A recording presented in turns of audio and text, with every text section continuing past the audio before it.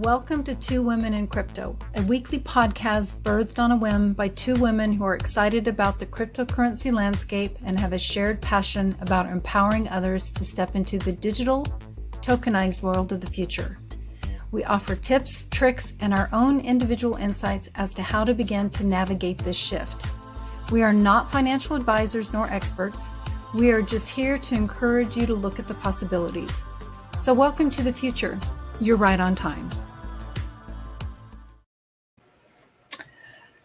Good morning. Good morning, everybody. Welcome back to Two Women in Crypto. And welcome back to our new time. Every Friday morning, we've upped it an hour, which is actually awesome. Awesome sauce.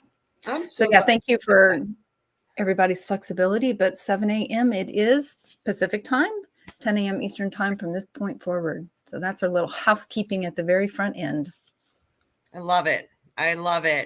Yeah. So what a crazy week. I mean, Kelly and I just jumped online and looked at the prices in the market, and we're seeing a dip today. So, the market's been moving up over the last couple weeks. There's been some really good rallies and some good news, but again, with the Fed and what's going on, in the global macroeconomic sense, it's pulling the market down, which makes total sense. Yeah, absolutely. And just a quick shout out to everybody who has joined, popped on real quick, and sorry we can't see you this time, but we'll see you next. Thanks for that. But good morning to Mary and Heather and everyone else who's joining us. Awesome. Yeah. So let's jump in. So, I was kind of sitting with where are we, right? I mean, we were kind of even just talking about this before we went live, and it's just like, where do we see the market and where do we see it going short term, and then zoom out a little bit, because I believe obviously we're in a bear market, right? I mean, Bitcoin hit peak at 69,000, and ever since then we've been slowly correcting down. And I think about it as kind of we're muddling through and there's all this news about Bitcoin's going to zero, or, all of the Ethereum's going to overtake Bitcoin and all of these things. But it's I zoom out and I look at where are we going to be in 2024? It's, what is that? A year and a half away. We're looking at the Bitcoin halving. We're looking at the cryptocurrency market moving from speculation to adoption. Yeah, it's exciting. And patience is key. You just have to ride these waves out. I think every page of notes I took over the week, I ended each thing with patience. Patience is so important because we are literally changing the entire financial system, the way that businesses, institutions, the way that people make payments on a daily basis is all going to the blockchain. And with that said, the systems aren't even connected yet. We see problem after problem after problem because it's still a very young ecosystem. Right. Yeah. Yep. Super interesting. But at the end of the day, when I zoom out, and I'm sure with everyone else, we know that trillions and trillions of dollars are coming into the blockchain system. Oh, undoubtedly. And, it's just like we've talked about quite often is the beginning of the internet. And when we used to have to deal with the dial-up systems and everything else, you're going to have, the growing pains along with it. And we're definitely in that space. But the winners of the market, those that are really going to survive, are going to thrive. Really I think it's unfathomable to me about what that potential looks like. And that's why we're, that's why we're here every Friday, really. Yeah. And it's really hard to kind of wrap our heads around to be could Ethereum hit 20,000? Could it even go more than 20,000? And the answer is yes, but it's so hard to see it when it's what it is today, Right. And then I was doing some research on Cardano yesterday, real quick, just an update, because they're doing an upgrade on their systems. It's called the Vassal hard fork, super techie stuff. We don't have to get into it. But what it means is it would allow Cardano to scale. So the builders on the Cardano blockchain would be able to scale like in much larger numbers. And there was like a lot of like, they have to test these systems before they go live. And there was a lot of bugs and there's a lot of issues. So the developers have to pull back, look at what's going on, and then retest everything. It causes a delay. We see the price drop. But do we believe in the project? It was really interesting. I saw there was a bank in Germany is allowing their institutional clients to start investing in Cardano. So through the ups and downs and like that AOL static, they're moving forward, but there's going to be issues. And sometimes they're issues that we can't predict. We saw it with Luna. We see things with Solana. It doesn't mean that Solana is going to zero. They have, who's their team? Where's their money coming from? How are they being funded? What projects are they building? And they'll get through some of the issues and to overcome where things are frictionless, they're seamless. We won't even know that these platforms are in the background when we're making transactions. We have to get there in order to get mass adoption, right? I mean, absolutely. It has to work, otherwise people won't use it. Right. And, it's unfortunate when we have these projects that have the issues that they do have, but, like Cardano, hopefully, these things are being pinpointed sooner than later versus having a major failure in the middle of, something really important. Not that it's not, but the timing there, at least on Cardano, you don't want to be one of those that had been hacked in the middle and then everything completely crashes. So exactly. And I think that's one of the things about Cardano that I like, because they do take their time. And I know everybody's frustrated. They do want this to go live because it'll help their system grow and scale to really large numbers. But at the same time, it's got to be done correctly. So we don't keep seeing, people losing their money or just getting frustrated and just like walking away from the project, which is not going to happen. Right. And that's the same thing, like, excuse me, even with Richard Hart, as he's getting ready to launch his platform, they're still working through whatever bugs those are as well. So anyway, it's all good that the developers are taking their time. Yep. And as Kelly always says, this is Shemitah year. So it's the year of building. And as we build and test these systems, like we're working out the bugs for like a really good launch. So super excited about that. And, speaking of that too, did you see with Ethereum? I think, what was it? I think I wrote it down.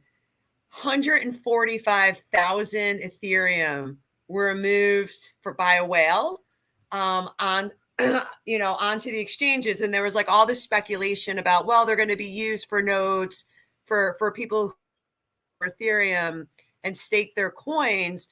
But I did a deeper dive and it looks like they bought Matic and they bought FTT, which is the token for the FTX exchange. Yeah. So when we zoom out, is FTT and Matic, what kind of role are they going to be playing? Yeah, Matic they really hit a home run when they were able to partner with Disney.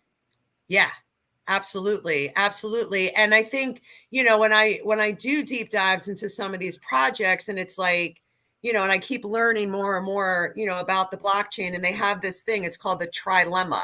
So it's like they have this like dilemma, it's called trilemma, and it's like security, scalability, decentralization. So when Ethereum built its platform, and not just Ethereum, but like when these blockchains build their platforms, they usually can be really, really good with two things.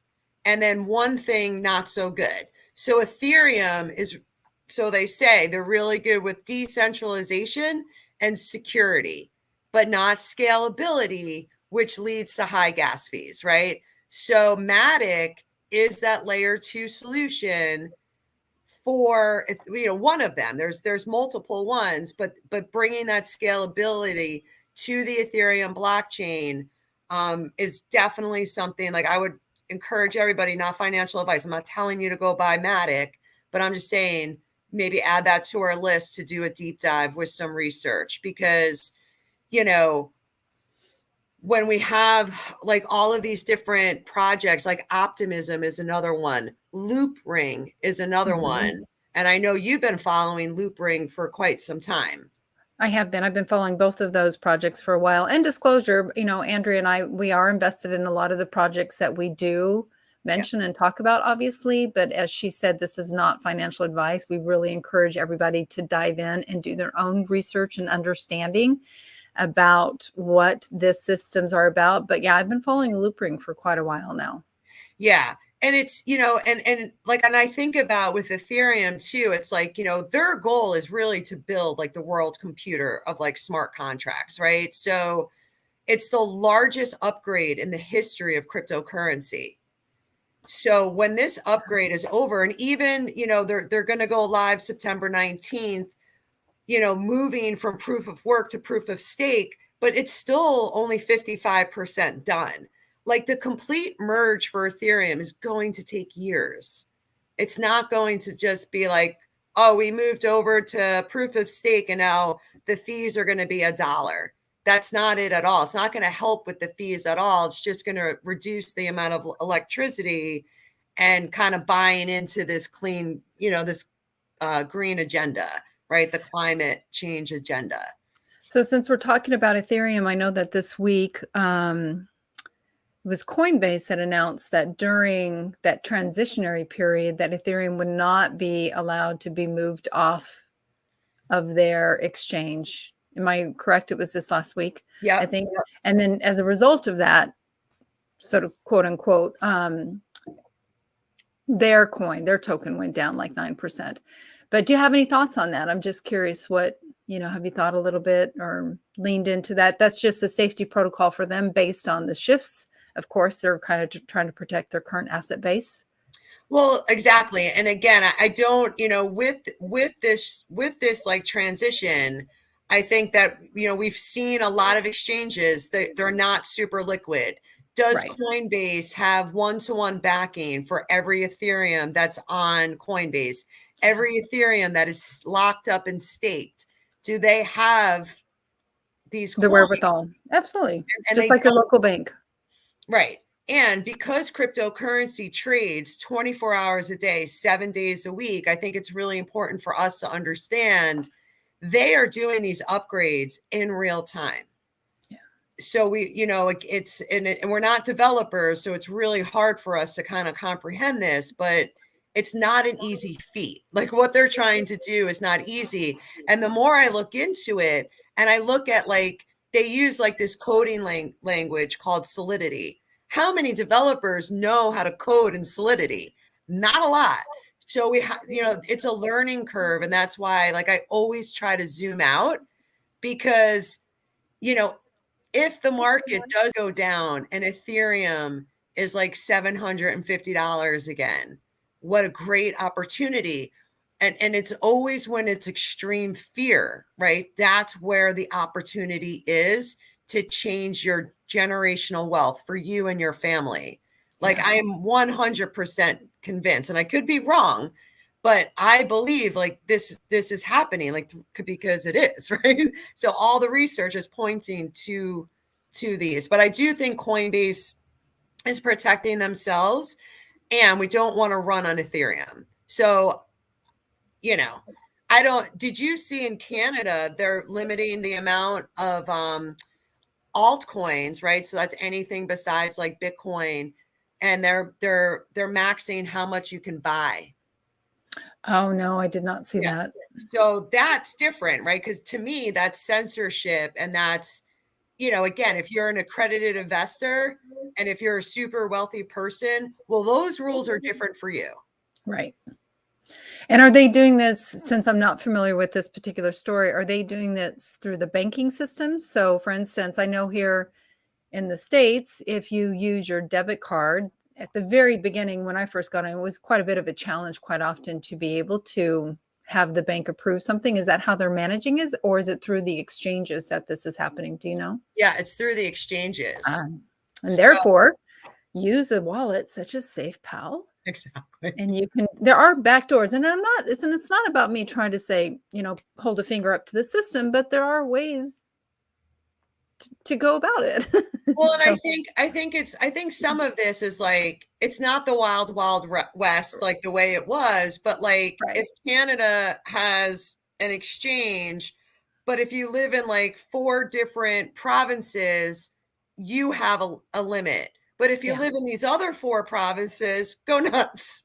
It's not fair, and it's not inclusive, right? Right. So Exactly. I know it's a much larger conversation. so it's but these are some of the things to kind of take a look at and be like, we want to steer the ship when it comes to cryptocurrency, because it can't all be censored. It can't all be, monitored. Like, those who control the platforms of these cryptocurrencies will control the money of the future. So we have to make sure that they stay decentralized and that it's fair. And because certain people vote for a political party, their money is getting censored. And then in 4 years later, now other people's money are being censored. So we want to maintain a free society. And we see this like dissipating.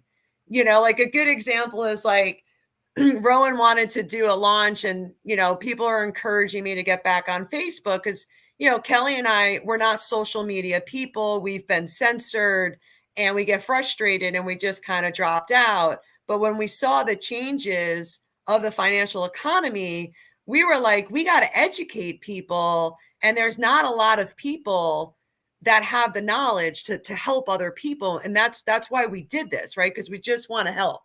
So when I go on Facebook and I create a new account and my name alone triggers like a red flag telling me I go against community guidelines, I didn't even do anything. I'm not even on the platform, and again, I'm on this morning. They go through this thing, but we are so monitored. It's like, and again, like, I did not post anything that was untruthful 2.5 years ago. I posted about the World Economic Forum. I posted articles from their website, and they were telling me I went against community standards. 2.5 years later, now we see it. It's in mainstream news. They're talking about Klaus Schwab. They're talking about the data revolution. But 2.5 years ago, they did not want the majority of the population to know that this was happening. And my question is, why? Why 2.5 years ago? Well, I mean, it's because of where we're at now. I mean, they were putting in the implementing stages of what was, laying the rails for the future. Exactly. And they didn't want, they don't want our voices to be heard, and they don't want people to be educated. It's just like when we teach the Federal Reserve class and you go back into the 1800s, it blows your mind to see step by step after each catastrophe. IMF, let's create the World Economic Forum. Let's create the World Bank. Like, to me, it looks like a strategic plan to like take over the world.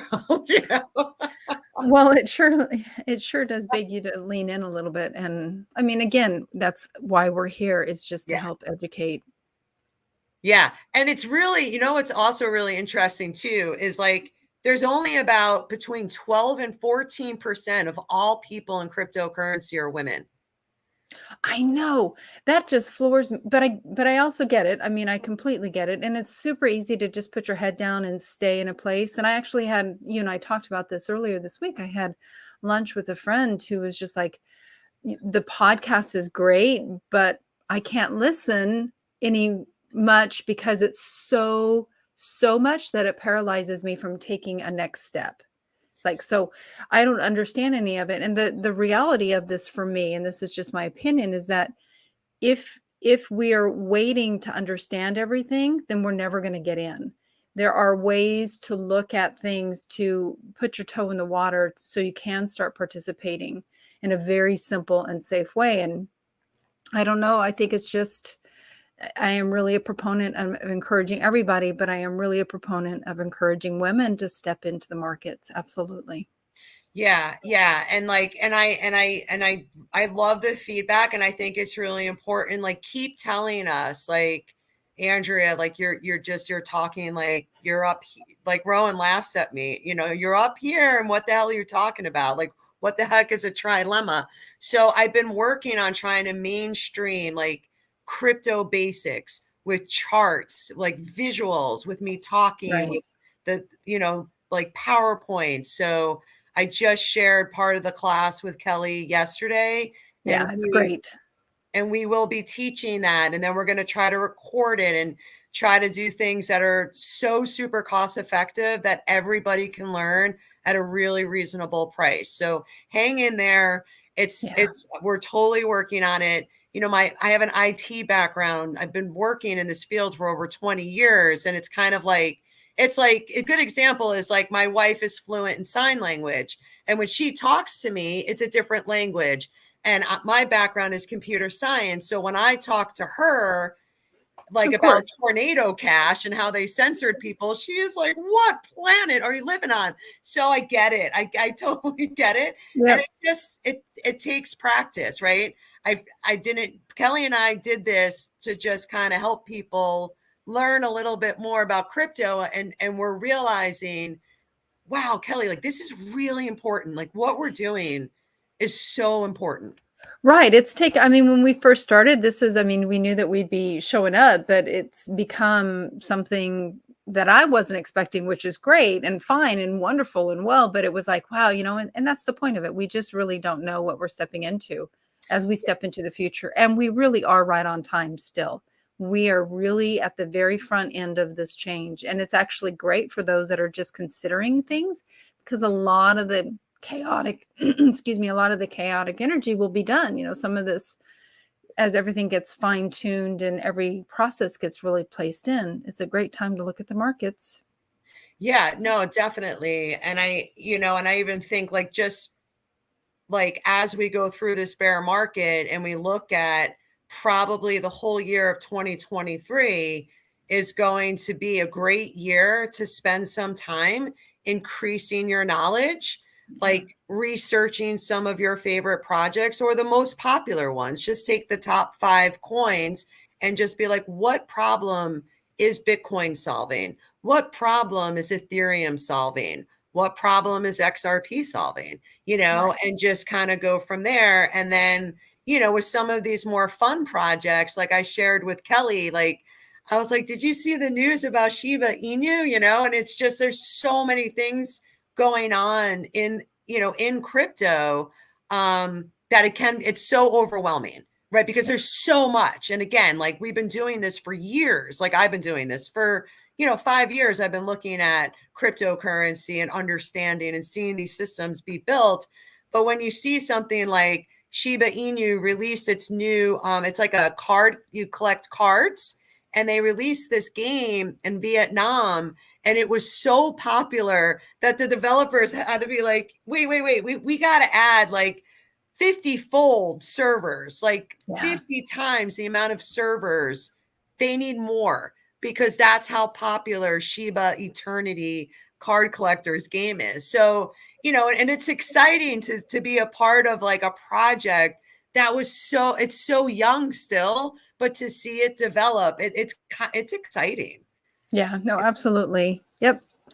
Yeah, and Shiba Inu is one of those meme coins that started out with actually no usable case scenario at the very Yeah. beginning, very similar to how Doge started out. But both Doge and SHIB, I think, were leaders this last week until this recent little downward spike as far as their market movements. But anyway, yeah, it's exciting to see those projects. Yeah, And yeah, get for some sure. background.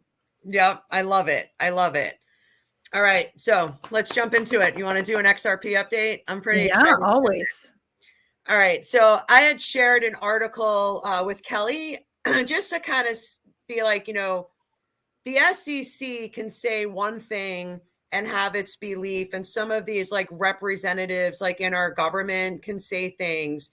But when Goldman Sachs, HSBC, Coinbase, Circle, when they come out and say, Ripple XRP ledger provides an opportunity in payments.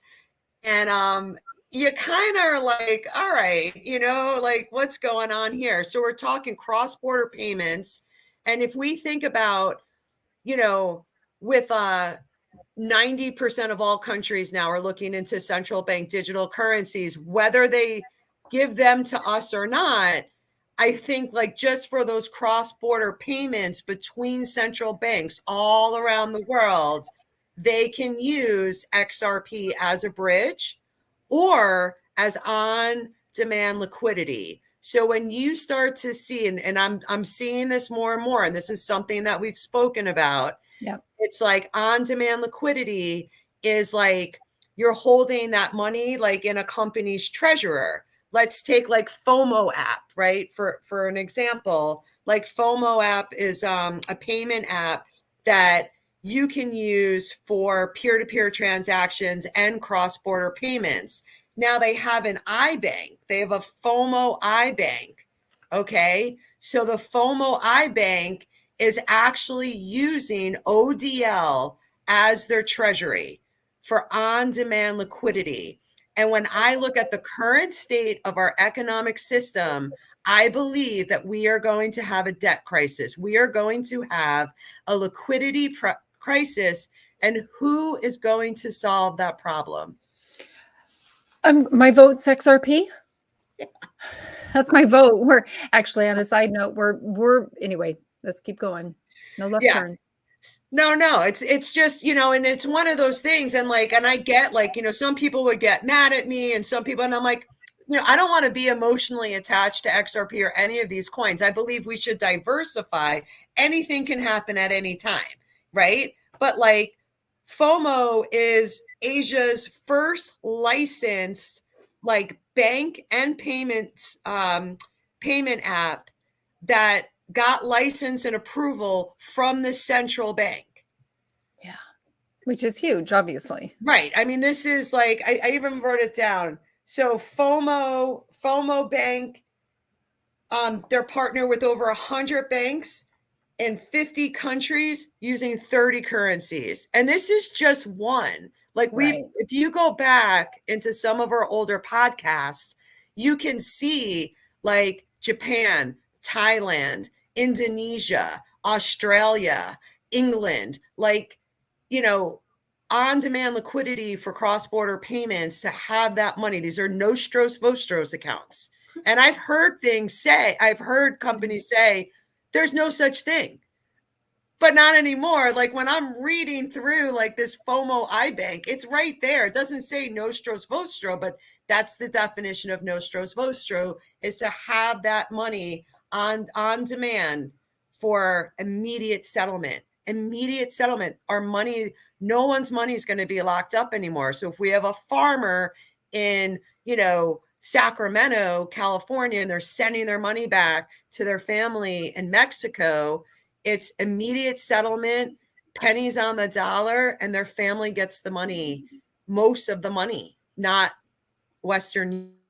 It's really expensive to send money cross-border payments. I mean, even when we do wire transfers from like our bank, from one bank to another, right? If I have Bank of America and you have Wells Fargo, it's not connected. I got to send you a wire. And that's very, very expensive. And this is going to do away with all of those fees. All of those intermediaries are about to get, it's just everything is changing. And it's exciting. That's like super exciting. And it's something that's needed, right? It's really, really needed all across the world, for sure. For sure. So that was one thing. The other thing that I thought was really kind of fun was Stuart Alderati. He is the general counsel for Ripple for the SEC XRP Ripple lawsuit case. And I know I've spoken about this Representative Sherman before because I've heard him speak, live at Congress. And it's really concerning, right? Because Alderati, and I actually wrote it down so I could quote it, but Stuart Alderati said that Representative Sherman's behavior, that unproven allegations masquerading as regulation, is bad policy that hurts consumers and markets who are by the whims of an unchecked regulator. So Representative Sherman is just kind of like shooting his mouth off, right? He said XRP is a security during a congressional hearing. Where's the rule of law? Right. And we can look at this with money, and we can look at this in other aspects of what's going on in our cities. We need rule of law to feel safe and to flourish as a country. And we need leaders that are going to serve as models to follow the rule of law. And I think I really give kudos to the lawyer, Stuart out. He's a very well-spoken, intelligent. I mean, Ripple's lawyers are amazing. And for him to kind of call out, Representative Sherman, it's just, I think this is really good. And the more we get educated and stay on these folks, the more they're going to do what they're supposed to be doing, is protect American citizens, right? I mean, yeah, well, and I always appreciate you being the one that's doing the deep dive for these things, because, I'm not going to say the average Joe, but the average Joe isn't leaning into all of these aspects. So thank you for bringing those things forward. Yeah. And like, why would the average person be doing this, right? It's just like, when I go to an accountant, I'm expecting that accountant to know their job. Like, I'm a digital researcher, I'm an investor. So I should be researching and bringing the research to everybody, just like an accountant's got to stay on top of, I shouldn't have, I shouldn't have to educate my accountant about cryptocurrency and how to pay taxes on that. No, exactly. Not saying that that's happening, but I'm just saying. Right. I think there's a few stories out there. Yeah. But these are some of the things, and like, to slowly see the mass adoption, like, if everybody, do a Brave search for Bitso. Bitso is the second largest trading exchange in Latin America. They use XRP ODL, for their transactions on the exchange. And then we have FOMO Pay, and we have the First Bank, and it's like, when you start to add up all the adoption, it's like we're edging closer and closer and closer to mass adoption. And again, it's like Kelly is saying, we're right on time and we're still early. And when I look at our economy, and like, we still have high inflation, like, I do believe Jerome Powell is going to raise interest rates again.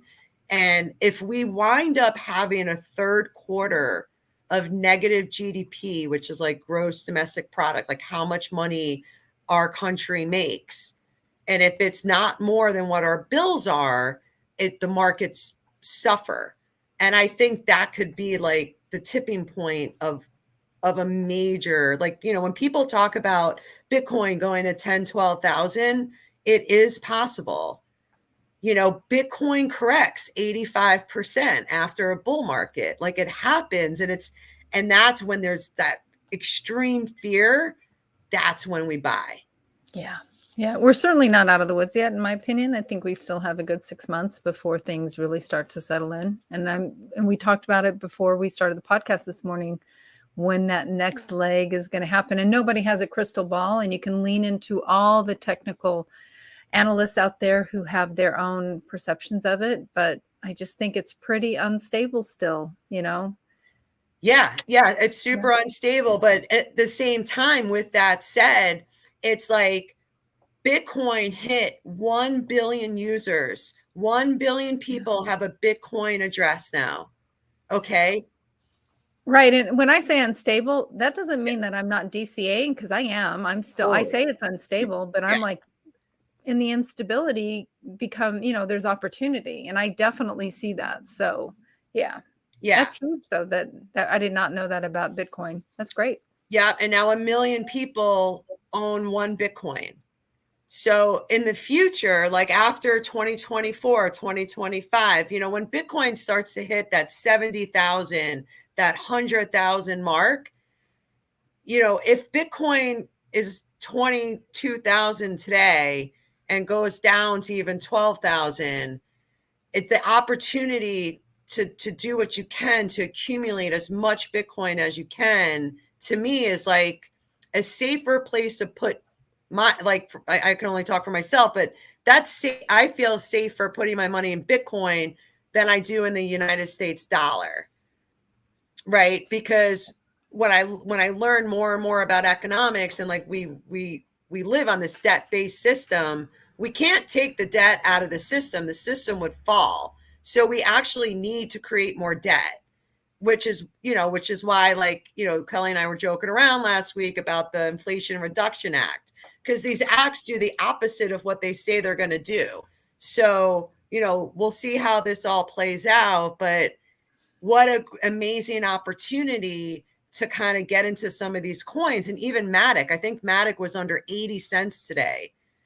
And if I haven't looked at Matic specifically. Yeah, Matic's one of, and we talked about it earlier in the podcast for sure. Yeah. So when I look at like the potential for Matic, and being that like solid scalability solution, for Ethereum, kind of like the sky's the limit, with some of these coins. Yeah. And Matic is currently trading at 92 cents. Yeah. And it could be. And just remember, Bitcoin was trading at 92 cents, right? At some point, it's only been in existence for 13 years. And to pick up a couple hundred Matic, put it on your hardware wallet and walk away and just be like, wow, then some people are going to be like, oh my God, you own 100 Matic? Like I have 5. And it's hard to comprehend, but I do think that these are some numbers that are possible, like looking forward. Well, and Matic's high was, I think, all-time high was $2.92. Yeah, right around that. And that was right at the end of the year last year. So it's all good. You can look at the charts and you can just see how it's going to, it's going to create a parallel channel going up. So there's lots of opportunity for growth. Yeah, for sure. For sure. And we kind of had like this fun little like game at 2 Women in Crypto on our Telegram group yesterday. And I wanted everybody to guess like what the price would be of XRP, like the day the lawsuit's over. And I was like, I haven't put my number in yet because I want to go into the whole back end of it. But yeah, so I'm going to take it really serious. Not that everybody else in the group is not, but I'm like, I want to know, I want to get it right to the penny. No one knows, Kelly. No, I know. But I'm like, there's something about XRP. And I'm like, oh, sing me the song. Just sing me the song. Let me see if I can catch the thread. That's all. So for me, It's like a game. It is a game for me. Yeah. For sure. I wrote that song, like sitting on a bag of XRP, and, Kelly put together a slideshow, and a lot of it was Ripple's customers. But what if all of Ripple's customers switch over for on-demand liquidity and cross-border payments using XRP? Even if it's half, like we're looking at a brand new market that's not regulated. It's not licensed yet. But once like we get regulation and once this lawsuit is over, I think I said $4, but some people were saying $30, and I'm saying we're having a party. So, but anything is possible. I've seen Aave. I had Aave with all the stars, and I was like, I had it at like, I don't know, 52 cents. And then it went up to a couple $100. So it's just like, we can see these things kind of, take hold when they're being used, and just to see this ecosystem being built out with the Flare network and Songbird. There's so many moving parts. Very exciting. Very exciting. Oh, and then like Gary Gensler and the SEC is still trying to delay like the court case and ask for discovery to be extended because Judge Netburn is allowing the subpoena for the videos of that ETHgate speech. She's like, I want to see it. Right. Mm-hmm. So the SEC was like, well, we have to reopen discovery. And Judge Netburn blatantly just ignored the SEC's request. So they're still going to delay and do whatever they can. Kelly and I always talk about this is theater, because how can the SEC be going after XRP as a unregistered security. At the same time, Goldman Sachs, HSBC, Circle, like all of these companies are saying XRP is a great cross-border payment solution, So, we look at like Microsoft and Amazon and all the struggle that they went through in the beginning stages, of the internet revolution. It's very, very similar. And those companies got sued as well. And where are they today? Yeah. And speaking of which, in the SEC, they also went after somebody else this week. Dragon Chain. Yeah, we're holders of Dragon Chain. And again, it's one of those things where I bought Dragon Chain, and then like with all the issues going on with a lot of the exchanges, I have it on, a cold wallet. And, we don't know who's going to make it and who's. Some of these projects they're amazing projects, but good projects also go to zero. We don't know, but we're holding it. You don't need every single project to go to the moon, right? We just need some. Just some. Or one, right? Yeah. So really, I mean, that's kind of like the good thing. And with that said, like most of my investments are in Bitcoin, Chainlink, Ethereum, and it's like, and I think about like, even if 10, 12 grand is too much for someone to buy a whole Bitcoin, well, what about picking up a couple of Ethereum if Ethereum is going to go down? Because I do think we need some event, right? Because they need something to propel us into the central bank digital currency, we're talking programmable money. Absolutely. Into your mobile app that they could put in and they can take out. So they're going to need something to really get the people to buy into this. Yeah. Well, and historically, you'll see it every 40 some years. There's a major event, something that happens. I mean, I know that there's the 7-year cycle, but yeah, I agree. I think there's going to have to be something that forces everybody's hand, because if they don't do it that way, then they won't get the end result that they're looking for. Yeah. And I saw like the CDC lift, like all like people are allowed to like, jabbed, non-jabbed, all people can interact with each other. So that narrative is over. So what's the next narrative, right? So what is it going to be? Like a climate lockdown, a cybersecurity attack, World War III? Like I do think it's going to be something so big, because when I close my eyes and I look at these systems and I think about where the world is going with technology, like Kelly and I joke around about meet George Jetson, right? But that's really where we're going. Oh, absolutely. Yeah. It's like this huge transformation. So major disruption, and some people are going to want it and some people aren't going to want it. And so it just creates a lot of tension. Yeah. Yeah. Yeah. It was funny. I was just on it. I was thinking about George Jetson and remembering just how much I loved that cartoon as a child. And then as I was thinking about it, I was like, oh my gosh, when they did those automatic elevators that brought your food, those were probably bug patties, because there aren't any cows up in space. That's the thing that I was looking at. I was like, oh, I'm going to have to rethink anyway, just in my own little world. No, I know. I mean, some of this stuff is like super concerning. So we just like, I think now is just a time to just take a little bit of time every single week and get educated, Right.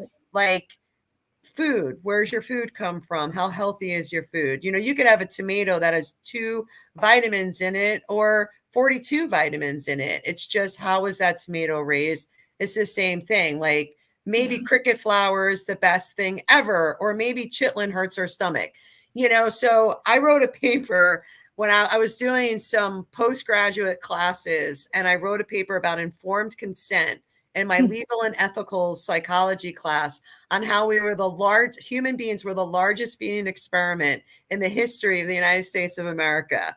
And I got called into my professor's office, and he's like, "You're really smart, and I'm sure what you're saying is true, and I have no idea what you're talking about." And I wrote about informed consent with genetically modified food.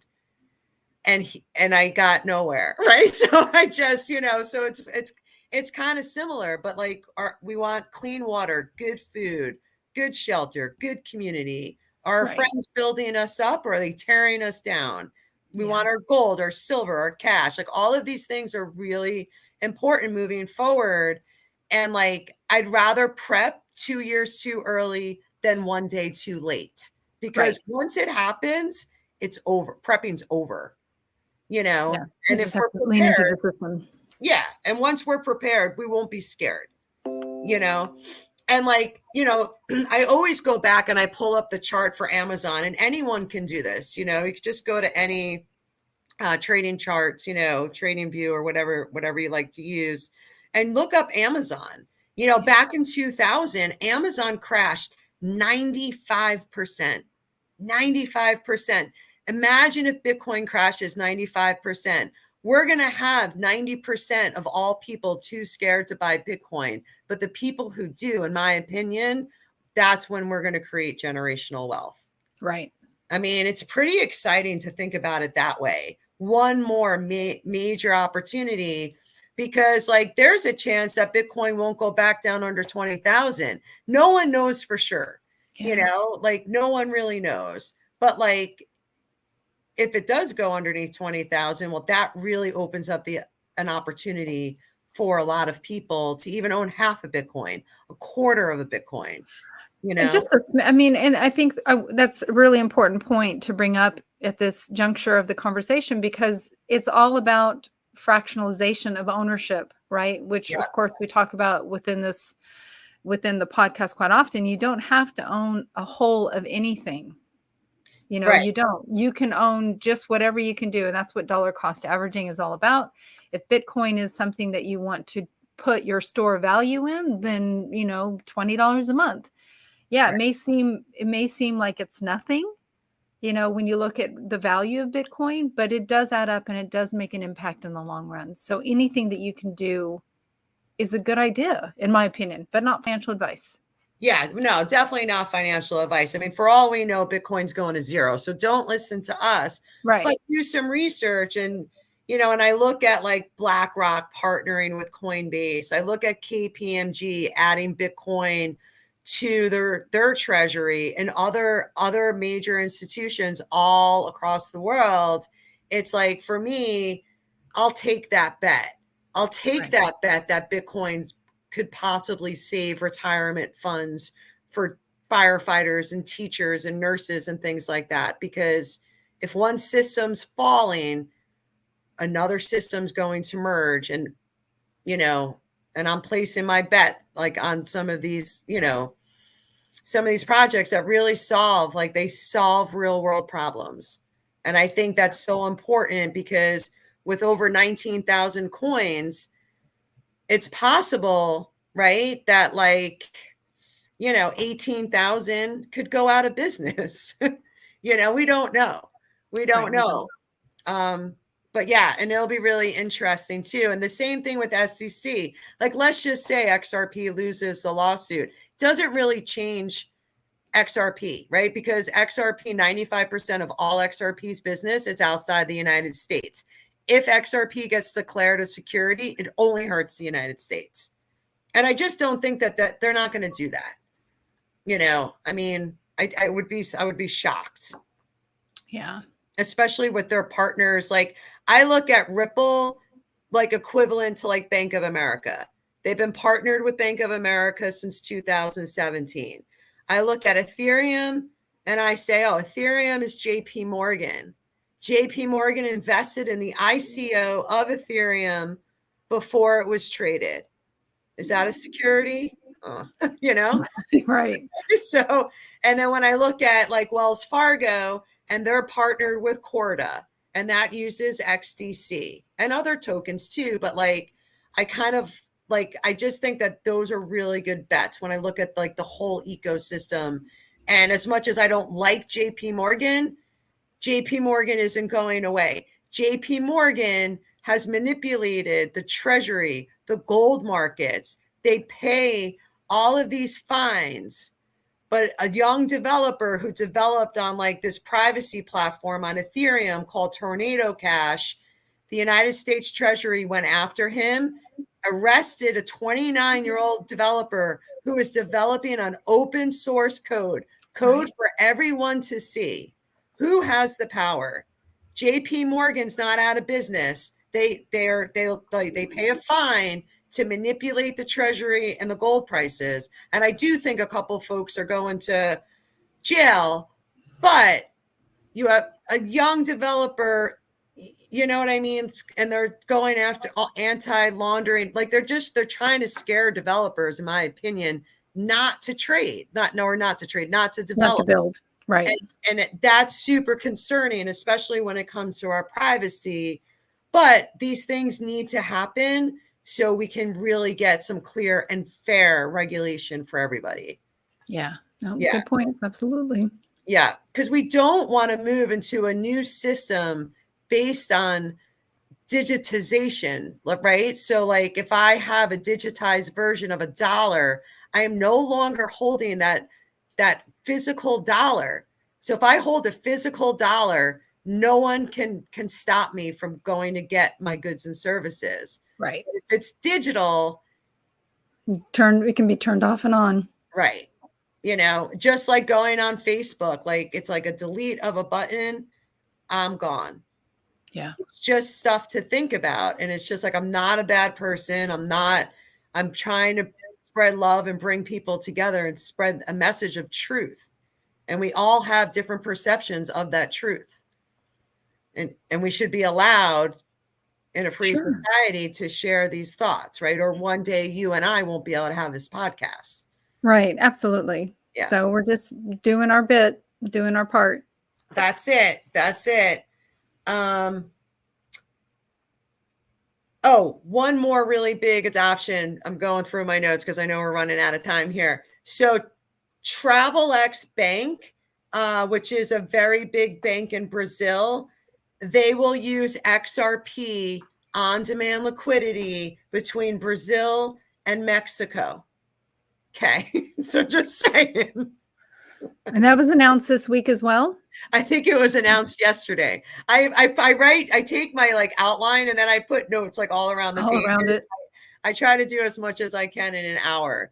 So yeah. So again, awesome. It's just like we are seeing mass adoption. It's not just XRP, it's XLM, it's Algorand, it's XDC, you know, but when we think about like the FX markets, the treasury markets, like, you know, trading markets, there's just so cross-border payments, all of these tokens, I believe, will be used as all these systems connect, and they're not connected yet. And again, it's like if we don't have developers who understand the technology, the code that's needed, it's going to take a couple of years. Yeah. Which is great for us. This is a great opportunity to dollar cost average in, right?